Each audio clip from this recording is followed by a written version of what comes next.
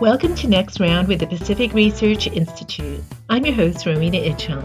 Tim and I, PRI Senior Director of Communications, and I had a conversation with Clark Judge, Chairman of PRI and founder of the White House Writers Group, a high-stakes communications firm. Clark offers his perspective on the current political and social climate, from Washington's handling of the coronavirus pandemic to the riots and social unrest, race relations, and the presidential election season. Thanks for joining us. Welcome back to Next Round, Clark. Thank you, Ro. So as the three of us know, political communications is never more important than during a crisis. We're happy to have you on to discuss how our nation's leaders have communicated some incredibly tough messages to the public. First, the president gave a rare Oval Office address early on in the crisis that was criticized widely for giving mixed messages and some inaccuracies. Take us behind the scenes. What work goes on in making sure a major address like these are accurate and convey a clear message? Well, first of all, I think that address was put together fairly quickly. And as you know, the president's communication style is somewhat more different. It's quite a bit different than the past presidents. It's not as rehearsed. It's not as vetted in many cases. Although his speeches to joint sessions of Congress have been masterful, some of his others have relied a lot, not necessarily that one, on a fair amount of extemporaneous speaking. But as you know, Ro, as you were a researcher for speechwriting when I was a speechwriter for President Reagan, there is a staff in presidential speechwriting offices, and that's true still, that is involved in research and fact-checking. And it's a very, at least it was for us, very rigorous process. And thanks to you and your colleagues, Ro, the attempt is made to make sure that everything that at least is written is documented. There are problems at times when the press gets it wrong, if you've gone through that process and say, oh, he made this mistake or that mistake. And there have been White Houses that have been less rigorous than others. I'll say a word later about President Trump and the current style, but for example, during the Obama years, there were things such as Mr. Obama saying that something out of the Declaration of Independence was out of the Constitution and making errors that were fairly grade schoolish. And I'm not sure how that happened. I should say they had the same kind of staff we had, but somehow didn't have the same sort of process. And there's quite a wide range in this area, but generally the people who are at least doing the writing and researching, if they do it the way we did it, are very conscientious and very forthcoming. Clark, the president's main communications avenue during the COVID-19 crisis was his daily press conferences with the COVID-19 task force. And kind of like a Trump campaign rally, they were often very long, and the subject matters sometimes veered in some interesting directions, such as the now infamous discussion about Lysol. The president got in some trouble sometimes with his boasts about testing or hydroxychloroquine or the development of a vaccine. So looking back on them, how effective do you think the president was during these press conferences? And do you think he might have been overexposed with, press conferences that sometimes ran 2 hours or more? The rules of communication are somewhat different now than they were. And apart from President Trump, the personality, you need to keep in mind that we're in a social media age, we're in a 24/7 cable news age, and this has changed a lot of dynamics. Now, I was a fan of those briefings, and I think they were very effective, but I don't think that the media has quite understood what was effective about them. Yes, the president was up there and all, but the fact is probably the biggest policy success, unmitigated policy success of the COVID crisis has been social distancing. People do it, and they do it regularly, and it's, as so far as I've been able to tell, with the exception of these riots basically recently and demonstrations, once you get away from that hothouse of activity and of protest, they've been followed pretty much universally. Now, why would that be? And I think part of the reason is those briefings, and conceivably also the briefings of a number of governors that mirrored those of the president, went on a long time, were largely extemporaneous, and or at least seemed to be. Governor Newsom did this. Governor Cuomo did it quite a bit. Other governors have done it. The reason I say this is that the president's presence in those conferences and his style and all drew a very large audience. And that audience, to hear this message over and over again by not just from him, but from Dr. Fauci and Dr. Brick. And as a result, I think that message got through in a way that appealed to all parts of the population, that was taken seriously by all parts of the population. I don't think that would have happened if the president hadn't been participating. So that's number one. And then let me just say something about veering in the wrong direction about the criticism he took for testing and hydroxychloroquine and vaccine. First of all, a lot of the heat he took was just the kinds of people who reflexively criticize him for everything. A number of them, as we saw, were in the briefing room. The hits on hydroxychloroquine were extremely suspect. There were even some supposed studies that were then disavowed by the people whose names were attached to them that were putting it down. And the development of a vaccine, which in part because of the president harping on it, has been going forward with some urgency. I don't think the criticisms of this were more than what we've seen way too much of over the last 3.5 years. You know, he may have done some things that were occasionally off, but the fact is his critics have just gone, they all need to take a rest and take a vacation. I don't think they will until after the election, and then they may just want a stiff drink. But that's a totally different matter, and I don't hold that against him. You know, Clark, I was a big fan of those press conferences, too, because somehow I thought they were very authentic, to use an overused word. You saw the president, you saw someone who, you know, because there were so many unknowns about this virus, you saw him make errors because it was the fog of war, so to speak, and there were a lot of things that we didn't know, a lot of assumptions he made that he just, you know, talked about, that he probably, you know, a president who had a lot more handlers and a little bit more contained wouldn't have gone out and said these kind of potentially risky things that he did. But he clearly showed a lot of leadership. And when you saw him every afternoon, at least out in California, you knew that he was involved and in charge and wasn't hiding from the problem. And yes, he did make some mistakes, but there was so very little known about the virus. Trump elevated himself in my eyes anyway. I agree with that, Ro. I agree with that very much. Dr. Fauci and Deborah Birx, they won high marks from the public and the media for their calm demeanor and matter-of-fact statements at these daily White House press conferences. How important is it for presidents to rely upon key advisors like these with significant credibility to reinforce the message and to a sometimes skeptical public? And of course, what happens when these key advisors get off the reservation and don't exactly see eye to eye with the president? Well, I think in this case, in terms of communication, it was very effective, they and he presenting together. Some of that is that there's a big chunk of the public that is reflexively hostile to the president. And so they became the ones that part of the public could key on, could focus on, could trust. And so the presentations reached in a country that's quite divided and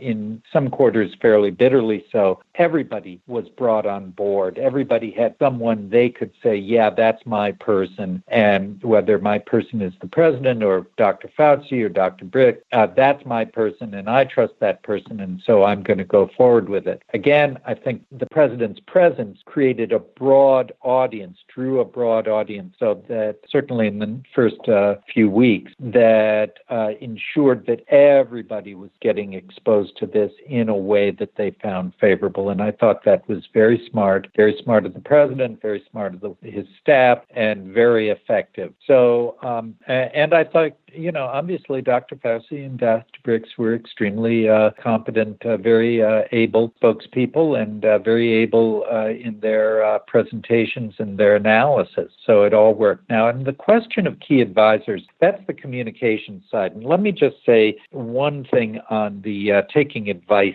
side. What the public health officials, how much should we listen to them? How much should we listen to the people who are economists and saying, this can't go on forever.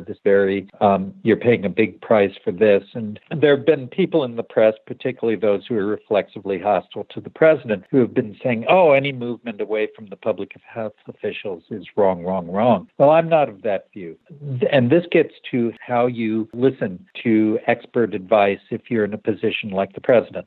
Now, obviously, I've not been a president or a governor or a mayor, but I've watched very closely from within the White House a president, and as you have, Ro, and President Reagan. And here's my answer to that. The thing about experts is their knowledge is deep, but their vision is narrow. It will be heavily conditioned by their area of expertise, where they will tend to see all elements from that point of view and none other. That's what you get with experts. The plus side is they know everything about their subject. The negative side is they overestimate, always, in a very human way, the absolute authority of whatever it is their subject holds. That's true of public health officials. It's true of military people. It's true of engineers. It's true of economists. It's true of wherever you get expert advice. It's true of attorneys. And so the role of a president or a governor of any person in that position is to sift and weigh. In the early stages of this, particularly when we had the only information we had that seemed credible was pointing towards a really catastrophic outcome if we didn't move quickly. What the president chose to do was totally appropriate. As time went on, as there was a period of flattening, which was, as you'll recall, not to stop the spread, but to slow the spread so that services, hospitals and the like, wouldn't get overwhelmed. If that was totally appropriate, but there was a cost to it. The cost, we don't have to rehearse all the argument, but the cost was very substantial and very concerning. And it's the role of political leaders to balance those out. I think that in general, the movement away from the lockdowns has been well considered, cautious, but not overly cautious, and has gone pretty well. And in that sense, I think actually more than anything else, I think the White House, the president has done a first-rate job. Just as you were saying, Ro, there may be a lot of controversy around the president moving us away from the lockdown, but he has done this in a way that seems to me to have shown a great deal of just what we'd want, a great deal of listening to expert opinion, balancing it, and then moving in deliberate ways to maintain the balance and correct it as the situation has changed. Clark, President Trump was certainly not afraid to fight back when he was publicly criticized or challenged during this crisis, whether it be a Democratic governor like Governor Whitmer from Michigan or Governor Pritzker from Illinois, or a member of the news media during one of these press conferences. So how do you evaluate his style here? Do you think the president would have been better served maybe to look the other way against these challenges or criticisms, or was his fighting back an important way to control the narrative? I think that you need to keep in mind that the fighting back was also balanced by being very complimentary of governors who worked cooperative. Now, again, the last 3 years, we don't need to, this will be no surprise for any of us, we all remember it, have been extremely bitter on a partisan level. And the president offered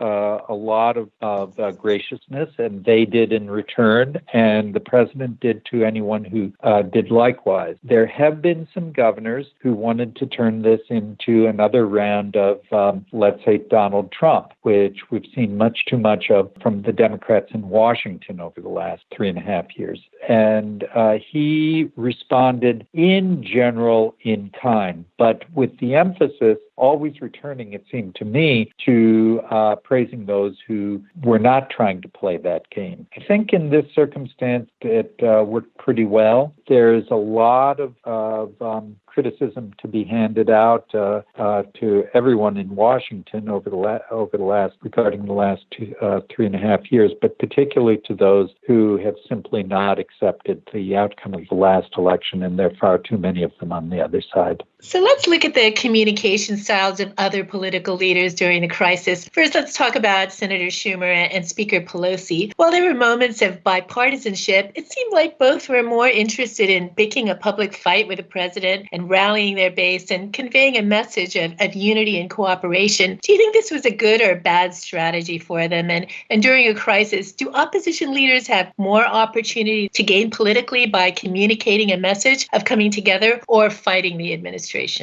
I think the Democrats would have been much better served. Their partisan interests would have been much better served if they had risen above partisanship. I think Governor Cuomo and Governor Newsom were well served by their moments of bipartisanship, of reaching to the higher public good.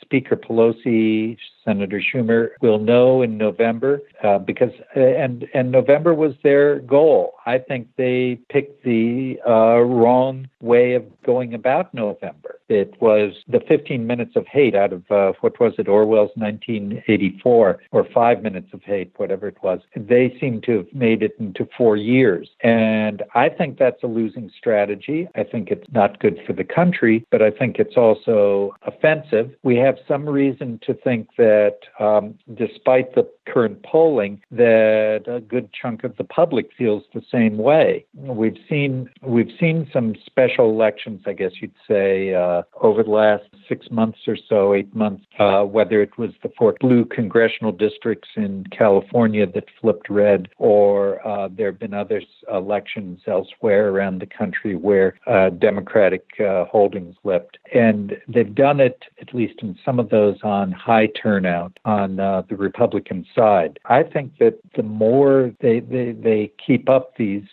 4 years of hate aimed at the president, 1984 style, I mean, in Orwell's novel, then the more they do that, the worse it is for them. But, obviously, Chuck Schumer is a senator and Nancy Pelosi is Speaker of the House, and I'm just a guy who's served in the White House a bit and knows a few things, but they've picked their way of going about this, and I don't think it's good for the country, but there you are. Clark, you mentioned, some of the governors, Governor Cuomo of New York and Governor Newsom here in California, and they certainly have won praise for their daily press conferences. And as you noted, for the most part, they resisted opportunities, mainly by the news media, to publicly criticize the president. So, and similar to the president, they acted quite a bit by, executive order too. So evaluate the communication style of these big state Democratic governors. Were there some that you've observed that maybe were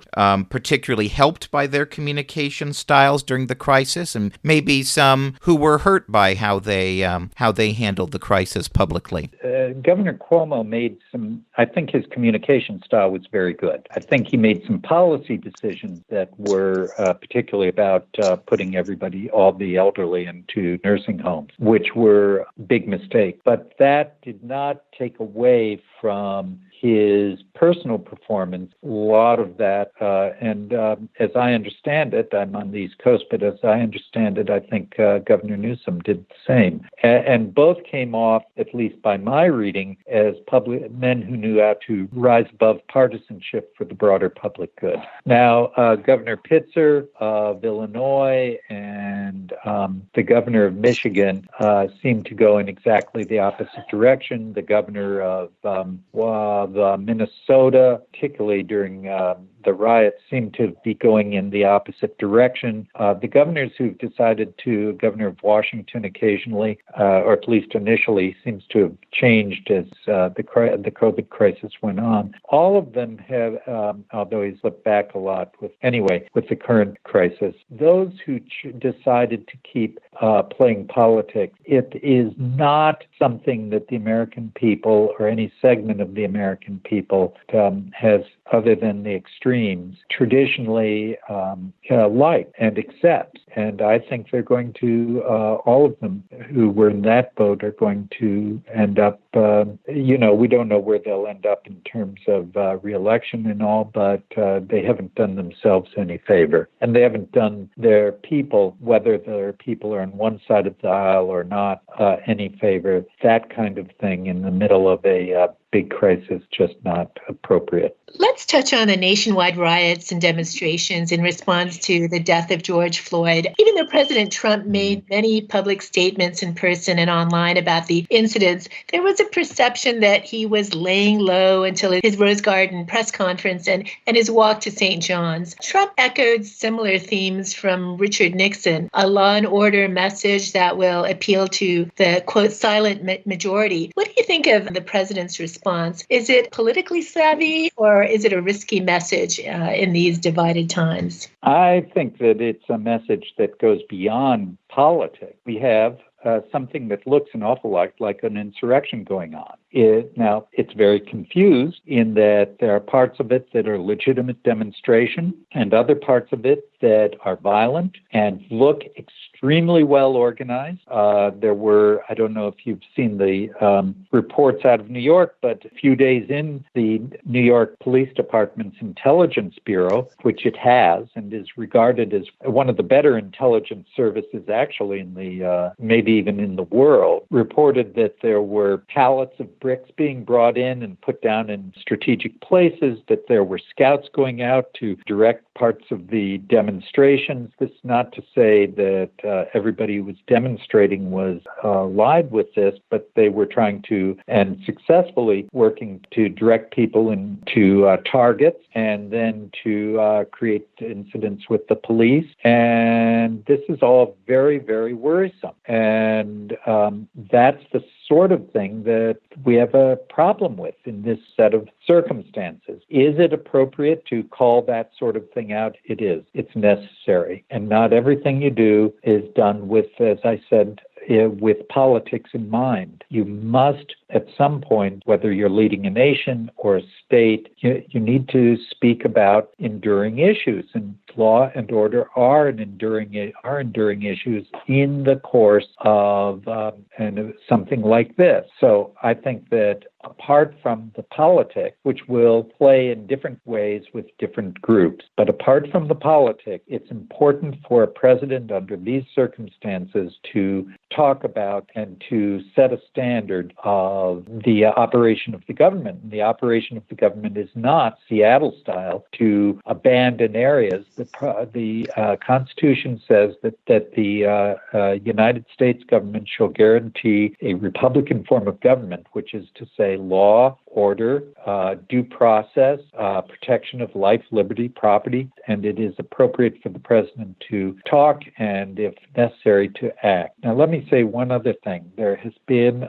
after the St. John's event and sort of around it, there have been talk about, well, it's not appropriate to have the military involved in this sort of thing. And this has gone to whether the military should be called out to deal with some of the rioting. The president has suggested he would. He hasn't done it. Having said that, the first president ever to do that was George Washington, not just to say, but to do. He was facing Shays' rebellion, I believe, in western Massachusetts, the Whiskey Rebellion in western Pennsylvania, and in each case he sent in troops. In the 1960s, it was 65, there were riots in Detroit and other cities, and President Johnson sent in, if I remember correctly, the airborne. This is a role in the case of civil unrest in which the state authorities and local authorities cannot control the mobs, and in which there's an element of insurrection. And that's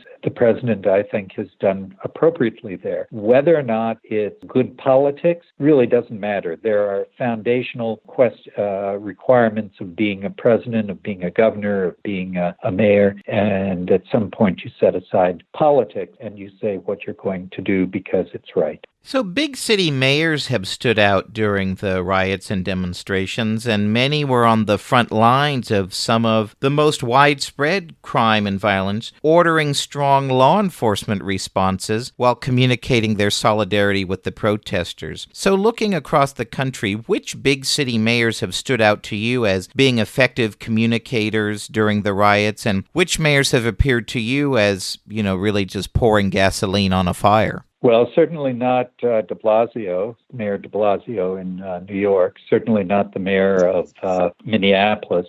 Can't say I think the mayor of Atlanta has done very well, nor the mayor of Seattle.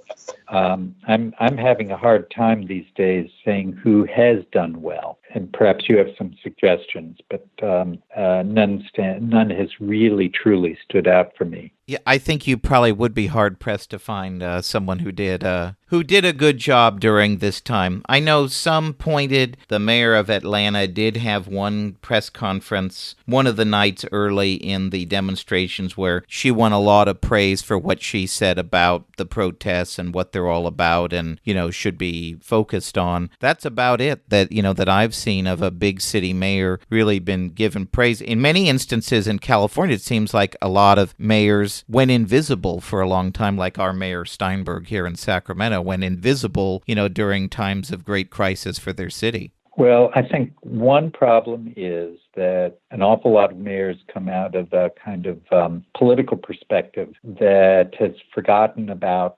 constitutional foundations, about government of the people, by the people, for the people, and they have lost faith in that. And this is a moment when if you have somebody who has lost faith in the foundational principles of the country, then or is shaky or can't quite put his finger or her finger on what it's all about, they aren't going to know what direction to go. Clay, let's turn to politics. Just as Vice President Biden became the apparent Democratic presidential nominee, the COVID-19 crisis relegated him to a home studio, not unlike what the three of us have going now. How do you rate the effectiveness of Vice President Biden in trying to remain relevant and visible? And do you think that the additional gaffes that he's made during the COVID-19 crisis caused damage, or do you think that the public is just used to it by now?